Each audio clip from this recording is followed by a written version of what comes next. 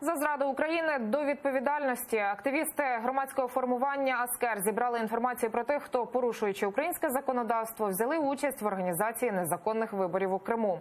Зібрані докази стосуються тих, хто агітував, балотувався і, власне, прийшов на виборчі дільниці на анексованому півострові. Пакет даних про понад 3 сотні зрадників України активісти «Аскеру» зібрали на флешку і передали її до центру «Миротворець». Вже незабаром імена та прізвища причетних до незаконних виборів у Криму будуть оприлюднені в базі миротворця.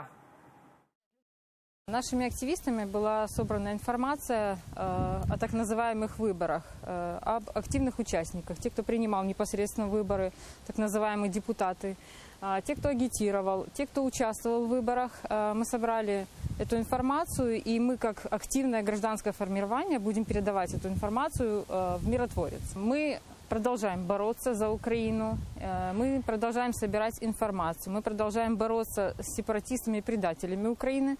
Поэтому борьба продолжается, и просим тоже всех активных патриотов подключаться.